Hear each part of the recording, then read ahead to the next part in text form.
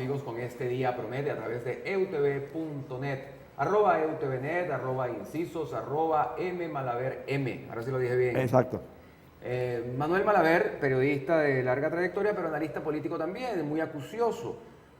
¿Cómo se lee el país en este junio tan complicado, en este junio tan lleno de ires y venires, en tanto en cuanto los principales protagonistas de la era Chávez enfrentan una pugna que ya trascendió los linderos del PSV y se ha constituido, digamos, en una situación casi que de política de Estado?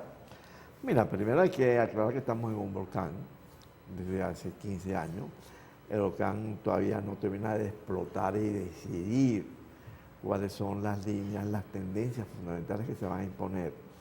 A veces las luchas son entre la oposición y el gobierno, la disparidad de criterios, de opiniones, conceptos que tienen sobre el país, la visión del país, el modelo del país, el modelo político. Bueno, y esa friega está ahí, esa refriega está ahí, está en pleno ring.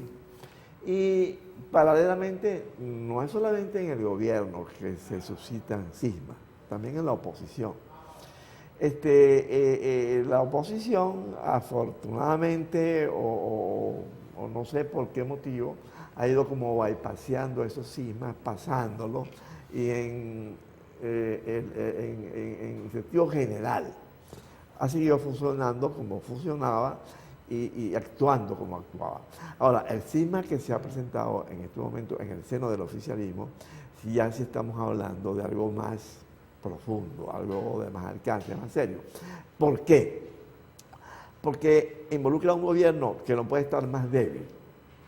Si tú ya les revisas los números del gobierno a nivel de todas las encuestas, y como digo todas las encuestas, hablo de las encuestas oficiales. Cuando dices oficiales te refieres a las que maneja el propio gobierno, a las que manda a las que maneja el propio gobierno. Los índices de aprobación de Maduro pasan difícilmente del 30%. Los índices de rechazo del gobierno pasan del 70%. La oposición, leí recientemente en una introducción a una de estas encuestas, vive su mejor momento. Su mejor momento, quizá no desde el punto de vista de la actuación del liderazgo, pero sí del apoyo que ha ido teniendo en la calle, según la gente ha ido sintiendo la crisis económica que se revela en el desabastecimiento de alimentos. Pero ¿eso cómo se traduce? Ahora, ¿Eso se traduce realmente en un sentimiento silencioso? ¿Eso se traduce en querer accionar? Porque lo que ves en la calle es que sigue habiendo resignación ante las colas, sigue habiendo la gente pagando su pasaje caro, evidentemente va a tener que pagar el aumento de la tarifa eléctrica porque no se va a quedar sin el servicio, padeciendo los aumentos en el tema, bueno, ahorita en el tema mercal, pero realmente donde está pagando el aumento real es en el buhonero que te vende a 3, 4 o 5 veces el precio de la leche, la harina o el aceite. Entonces, ¿cómo se traduce la disminución del apoyo popular a Maduro, que no necesariamente lo dicen todas las encuestas, porque acabamos de ver la de Data Analysis reciente, donde decía que, digamos, Maduro mantiene la popularidad aun cuando el gobierno está mal visto? ¿Cómo se traduce eso? Mira, no hay una continuidad en la protesta. Irrumpió un movimiento opositor muy sólido a nivel de todo el país a partir del 12 de febrero.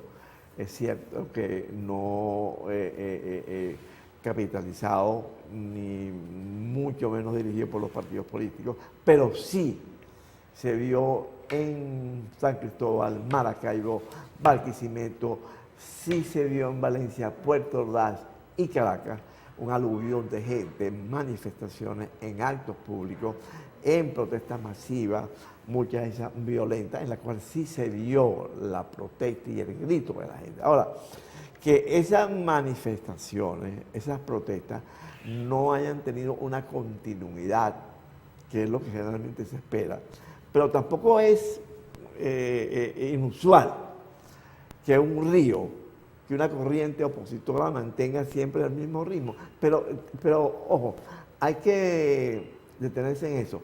la protesta no se detiene. Lo que pasa es que no tiene el carácter masivo, el carácter local que tiene, que tuvo hasta hace más o menos 1 o 2 meses.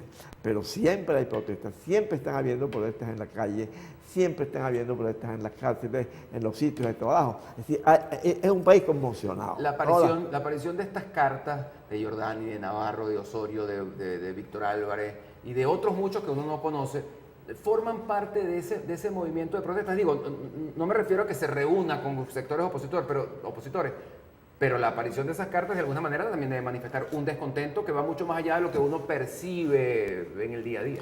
Mira, yo diría que es más puntual. No se puede ascribir a la protesta general del país contra la situación del país. Indiscutiblemente que los chavistas, en el sentido más genérico, tienen cuentas que pasarse. ¿Por qué? Bueno, una cuenta que la carta de Giordani contiene muy expresamente y que está detallada en la carta de Héctor Navarro, es que se le pide cuenta a Maduro de qué pasó entre el año pasado, cuando Chávez estaba ya fuera de la presidencia, y todo el año que ha gobernado Maduro, con 20.000 millones de dólares que se fueron del CIMBE y aparentemente fueron entregadas a empresas relacionadas con altos funcionarios del gobierno. Lo que dijo siempre Giordani, y eso fue antes de la carta, era que se tenía que explicar al país cuáles fueron las empresas que se llevaron esos dólares y a dónde están sus directivos y a dónde están los dólares. Pero eso tiene que ser un gran secreto, porque Giordani era el superministro. ¿Cómo es que él no sabe? Pero lo dijo. Pero lo dijo a medias, lo dijo de manera ambigua. Pero lo más importante, como el maletín de Piñerúa. Pero lo más importante de eso es que ya antes se había dicho que de Caribe se han ido 200.000 millones de dólares, a los cuales también tendrían que darse la explicación al país. La gente no sigue mucho las declaraciones de muchos factores del gobierno que de repente aparecen, desaparecen, pero yo mismo leí y me asombró muchísimo que la desaparición de los 200.000 millones de dólares de Caribe no lo dijo Giordani exclusivamente, sino lo había dicho antes Hermé Betancourt cuando estuvo en la presidencia del Banco Central, y Sanguino lo dijo. Yo me acuerdo haber leído en los titulares de los medios impresos, me acuerdo haber leído en los titulares de las páginas web una declaración de Sanguino denunciando que Caribe le había costado al país la pérdida de 200.000 millones de dólares. Ya esas cosas no se le pueden decir en balde, de gratis, de pasada a un país, sobre todo un país que está sin alimentos, que está sin medicina, que tiene sus hospitales en el suelo, que tiene su infraestructura prácticamente colapsada. ¿Pero quién cobra esas cuentas? Porque en Bueno, definitiva, desde el punto de vista del gobierno, lo está pagando el país, porque es al que le quitaron el cupo, es al que le redujeron las opciones. Entonces sale un sector a decir dentro del gobierno que el gobierno tiene que dar cuenta. Es muy importante lo que te voy a decir. ¿Por qué no me lo dices en la siguiente parte perfecto, de este día? Promete, perfecto. vamos a hacer un corte, hacemos un inciso comercial y enseguida volvemos con más de Manuel Malaver.